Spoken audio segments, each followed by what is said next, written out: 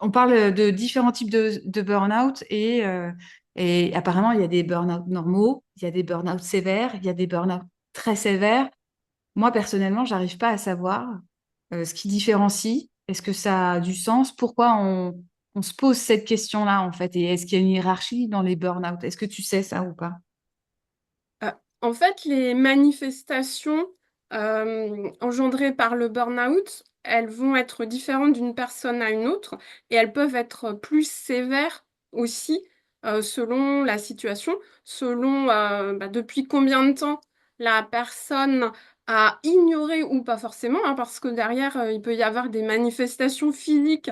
Et quand on va chez son médecin, qu'on dit qu'on a mal au dos, ah, il va peut-être regarder le dos et pas forcément avoir une approche plus globale. Donc, si on continue à être exposé à ces facteurs de risque dans le cadre professionnel, voire même qui s'accentuent, eh bien, les manifestations physiques peuvent être, on se retrouve à un moment donné, on est devant son ordinateur et il n'y a plus rien qui se passe, on ne comprend plus, on voit plus rien. Ou ça peut arriver aussi un matin où on n'arrive plus à se lever. Et donc, c'est plus lié à ces manifestations. Alors, j'ai parlé de manifestations physiques, mais en fait, c'est plus large que ça, puisque les effets sur la santé, donc de ce que j'avais noté, on va avoir des effets émotionnels, donc un sentiment de vide, d'impuissance, perte de confiance en soi, donc qui va engendrer d'autres choses en fait. La dimension cognitive, donc c'est là où on a de plus en plus de mal à se concentrer et voire même parfois faire une chose simple, répondre à un mail qui ne demande pas de traitement particulier, auquel on pourrait répondre assez facilement en temps normal, peut être quelque chose de vraiment presque insurmontable. On n'arrive plus à mobiliser ces ressources cognitives. Il y a l'aspect donc physique, comme je l'ai évoqué. Donc ça peut être une fatigue généralisée chronique, une fatigue qui permet pas avec un peu de repos, de récupérer des maux de tête, des maux de dos, des troubles musculaires et bien plus encore.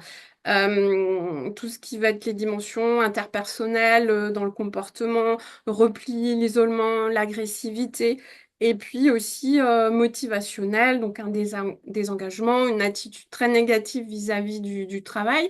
Et à ça peut s'associer également des troubles d'anxiété, des troubles dépressifs. Donc ça fait tout un panel de manifestations qui s'exprime pas de la même façon selon les personnes, qui fait que finalement, c'est difficile vraiment de dire, bah voilà, on est dans tel stade, tel cas, quoi. Après, ce seront des professionnels de la santé qui vont permettre de faire une évaluation plus poussée. Donc c'est ça aussi, peut-être la difficulté. Et de toute façon, tout ce qui a trait à la dimension mentale, de toute façon, c'est toujours beaucoup moins évident que, voilà, je ne sais pas si on a une angine ou je ne sais quoi, ou là, le diagnostic est plus facile, quoi. Bah, justement, j'ai l'impression que la difficulté, alors pour avoir fait un burn-out moi aussi, mais m'en être rendu compte comme de nombreuses personnes bien longtemps après, je me pose toujours la question de comment personnellement j'aurais pu faire pour observer que j'étais dans cette situation. Est-ce que toi, tu as des éléments, tu vois, enfin, des choses un peu qui nous permettent d'observer ça, parce qu'on est dans le stress, on est peut-être très habitué au stress, on est peut-être dans un environnement qui valorise le stress professionnel et qui met ça comme une hyper compétence. Comment tu vois les choses, toi, par rapport à ça? Euh, je, je pense que c'est pas facile quand on a la tête dans le guidon d'avoir le recul sur soi. On peut avoir l'entourage qui alerte, mais on peut avoir tendance enfin, balayer un peu leurs arguments justement par rapport à ce que tu évoques, un contexte professionnel qui va valoriser le surinvestissement, qui va valoriser le fait qu'une personne malade vient quand même travailler, qu'une femme, pendant son congé maternité, continue à répondre aux sollicitations. enfin voilà, quand on est dans ce type d'environnement-là, euh, je ne sais pas si à un moment donné, quand on est la tête vraiment dans le guidon, si on a encore la capacité d'avoir le recul. Moi, je sais que la sensation que j'avais, c'était vraiment de me noyer, d'avoir la tête sous l'eau, d'avoir cette difficulté parfois à respirer. Donc c'était ça, en fait, moi, ce que je ressentais. Par contre, je ne l'ai pas du tout associé au burn-out sur le moment, quoi. Donc, moi, ce que je dirais plutôt que d'aller chercher les manifestations que j'ai évoquées tout à l'heure, ce serait plutôt de se pencher sur les conditions de travail et les facteurs de risque. Et là, c'est quelque chose de plus objectif parce que on est dans un environnement à risque ou pas. Et après, chacun va réagir différemment parce que il y a des personnes qui vont être beaucoup plus détachées du travail, elles viennent pour travailler, il y a moins d'engagement émotionnel dans le travail et quand elles partent, elles coupent et puis c'est terminé, elles passent à autre chose. Donc ces risques, ces facteurs de risque qui doivent normalement être évalués par chaque employeur dans ce qu'on appelle le document unique d'évaluation des risques professionnels. Donc, concernant le burn-out, et ce sont finalement les facteurs de RPS, risques psychosociaux. Donc, on va retrouver la surcharge de travail et aussi avec une pression temporelle. Alors, c'est celui auquel on pense le plus, mais seul, c'est pas forcément voilà, l'indicateur parce qu'on peut avoir des pics aussi, hein. Tout dépend si c'est euh, cons- constant, si on a l'impression de faire un sprint tout le temps, ou si c'est sur des périodes, et du coup, on a des périodes plus pour se reposer et récupérer. Mais en tout cas, c'est déjà un premier facteur. Il va y avoir aussi le conflit de valeurs. Et celui-ci, je dirais que c'est peut-être celui qui est le plus sous-estimé. Parce que quand on parle de valeurs, on pense les valeurs affichées sur le site internet de l'entreprise ou au contraire un peu une dimension un peu plus développement personnel. Mais c'est beaucoup plus que ça parce que derrière, les valeurs, c'est ce qui nous structure. Et quand on est en conflit éthique, on va se retrouver en dissonance cognitive et là, ça va être vraiment compliqué à gérer. La qualité empêchée, qui finalement peut rejoindre le conflit de valeurs, quand on a vraiment une éthique professionnelle, alors même sans avoir enfin, une éthique professionnelle très prononcée, si je peux dire ça comme ça, euh, on a malgré tout euh, je ne veux pas dire tous les salariés, mais globalement, envie de pouvoir bien faire son travail et on a un référentiel personnel de ce qu'est bien faire son travail. Et avec toute la pression qu'on peut avoir, quels que soient les métiers hein, d'ailleurs, on peut ne pas avoir les moyens pour bien faire son travail. Et là, ça peut être aussi compliqué d'avoir l'impression de faire du sale boulot, quoi. Tout ce qui est, ce que j'ai déjà évoqué, les exigences émotionnelles qu'on va retrouver plus particulièrement dans certains métiers, les métiers de l'humain, les métiers de contact où enfin, on est face à un public. Donc il y a une exigence émotionnelle qui peut être forte, comme les métiers aussi du soin par exemple tout ce qui est lié aussi au manque d'autonomie, manque de marge de manœuvre, où on doit suivre un peu bêtement, entre guillemets, des process qui n'ont aucun sens, parce que parfois, il y avait des choses qui fonctionnaient très bien, et puis tout d'un coup, on vient ajouter un process. Et où là, on va perdre du temps, ou finalement, euh, ça nous fait faire des choses enfin, qui sont vraiment une perte de temps. Donc là, ça va être compliqué si on n'a pas la latitude pour pouvoir faire évoluer les choses. Ça peut être aussi lié à l'insécurité, lié à la situation de travail. Donc insécurité, peur de perdre son travail. euh, alors lié à des dimensions économiques ou à l'insécurité vraiment dans le type de management, on va dire. le manque d'équité aussi, de soutien social. Enfin, voilà, ce sont en fait tout un tas de facteurs. Et là, personnellement, je trouve que c'est finalement peut-être plus facile de se dire, voilà, dans mon contexte professionnel, comment je me situe par rapport à ça.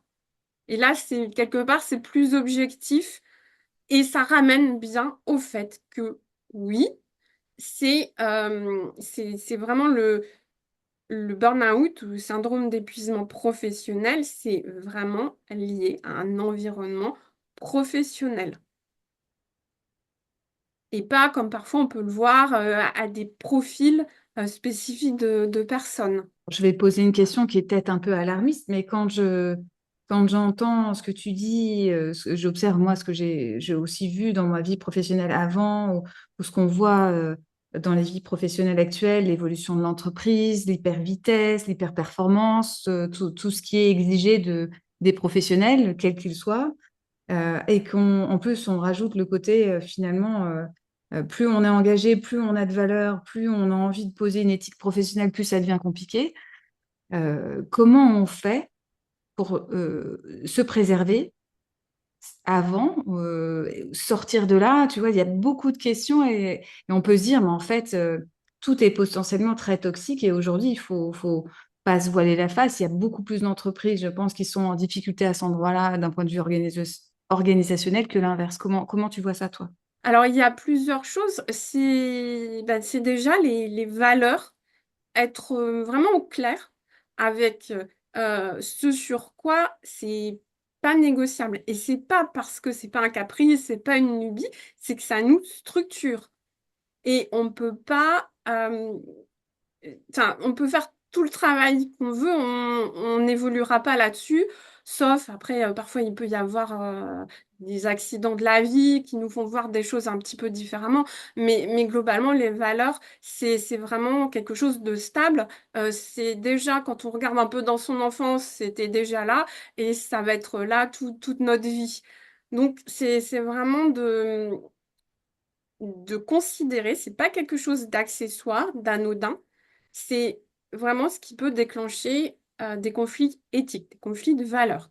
Donc, c'est être vraiment partir de soi, qu'est-ce qui est inadmissible pour soi, et après, identifier si l'environnement, en tout cas déjà l'entreprise, l'organisation dans laquelle on est, donc voilà comment elle se situe par rapport à ça. Est-ce que si j'en parle, est-ce que finalement le sujet va pouvoir être mis en discussion et évoluer? Parce que bon, ça aussi, c'est possible, hein. J'ai déjà accompagné des personnes où ça a été possible. Malheureusement, c'est pas toujours le cas, mais bon, en tout cas, c'est parfois possible. Et après, de se dire, OK, est-ce que là, dans mon est-ce que est-ce que mon environnement de travail est représentatif de ce qui se fait dans mon métier? Là, je vais encore une nouvelle fois évoquer la situation du soin, que je connais bien. Euh, un poste, par exemple, d'infirmier, quel que soit l'établissement de santé, globalement, les conditions d'exercice du métier sont les mêmes. Après, on peut trouver d'autres conditions en sortant un peu des métiers tels qu'on le considère habituellement en clinique, en hôpital, en EHPAD. Il y a d'autres façons d'exercer le métier. Mais voilà, c'est de se dire, est-ce que l'environnement dans lequel je suis est vraiment représentatif de mon métier? Parce que parfois, c'est pas le cas. Donc là, on peut se dire, eh bien, c'est peut-être temps de changer d'entreprise. Après, si effectivement c'est lié, c'est vraiment les conditions d'exercice de métier, je vais les retrouver partout où j'irai. Là, c'est se poser la question, est-ce que c'est acceptable, possible, envisageable pour ma santé de continuer dans cette voie-là? Ou est-ce qu'il y a une autre façon de continuer à exercer mon métier dans d'autres conditions, en faisant un petit peu, voilà, un pas de côté, comme je disais tout à l'heure avec métier d'infirmier qu'on peut aussi exercer en santé au travail. Enfin, il y a d'autres façons d'exercer. Donc, est-ce que ça, c'est possible? Ça peut être aussi des personnes qui décident de devenir indépendants.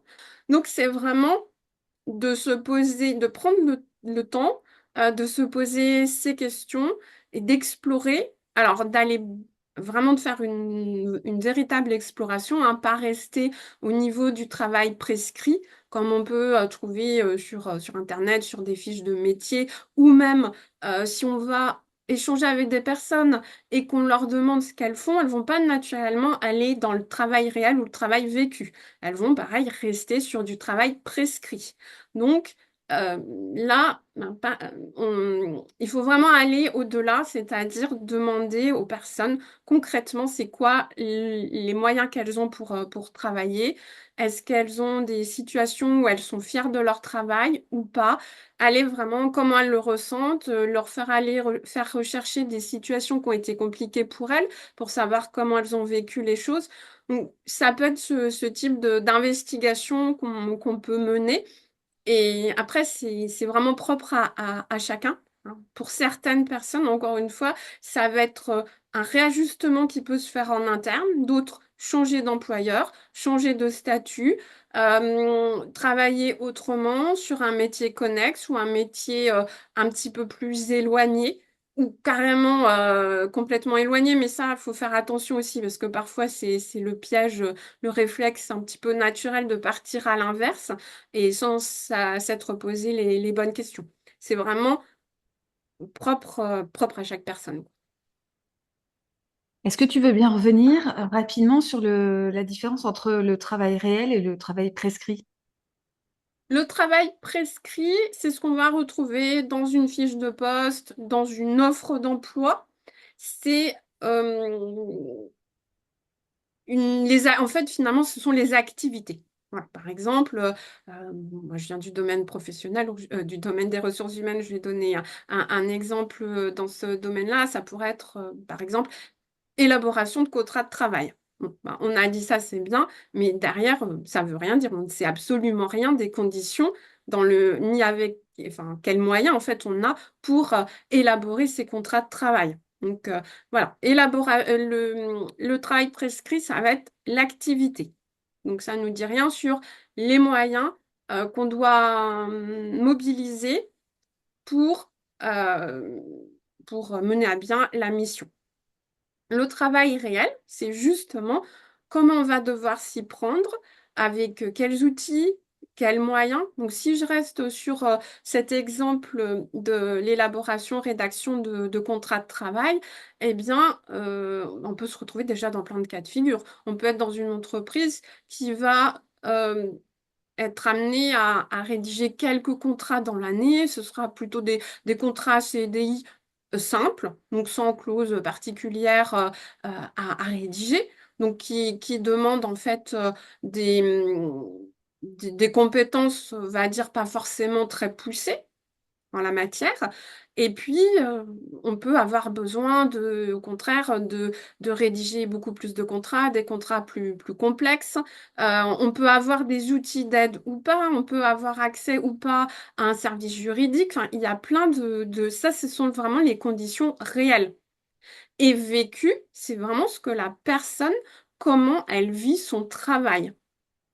Donc, par exemple, toujours sur ces contrats de travail, c'est est-ce que la personne a bien tous les éléments du premier coup en amont pour établir, ou est-ce que finalement elle doit relancer plusieurs fois des personnes, ce qui la met en difficulté parce qu'elle ne peut pas avancer comme elle souhaiterait. Donc, c'est vraiment ce que ressent la personne, et là encore, bah, ça va être propre à chacun, la façon de vivre son travail, quoi. Mais du coup, j'ai l'impression plus il y a un décalage entre le travail réel et le travail prescrit, plus il y a ce gouffre-là qui s'ouvre et potentiellement la porte ouverte au burn-out parce qu'on se retrouve dans un endroit où les personnes ne se reconnaissent pas dans ce qu'elles font, observent que ce qu'on leur demande, c'est pas ce qui était prévu, potentiellement se mettent à douter d'elles-mêmes, de leurs compétences, etc. Est-ce que c'est ça aussi une partie de l'enchaînement logique vers le burn-out ou c'est beaucoup plus compliqué? Ça y contribue nécessairement parce que tant que l'employeur, la direction reste au niveau du travail prescrit,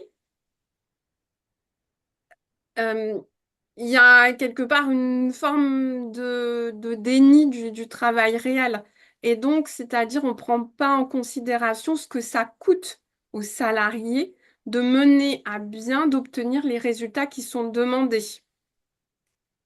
Donc, effectivement, ça peut, oui, ça peut contribuer, et ce, d'autant plus quand on a des directions qui managent voilà, à partir d'un tableau Excel, qui sont pas forcément aussi présents sur le site, hein, qui peuvent être très loin géographiquement, parfois même pas dans le même pays, donc qui sont totalement déconnectés vraiment de la réalité du travail.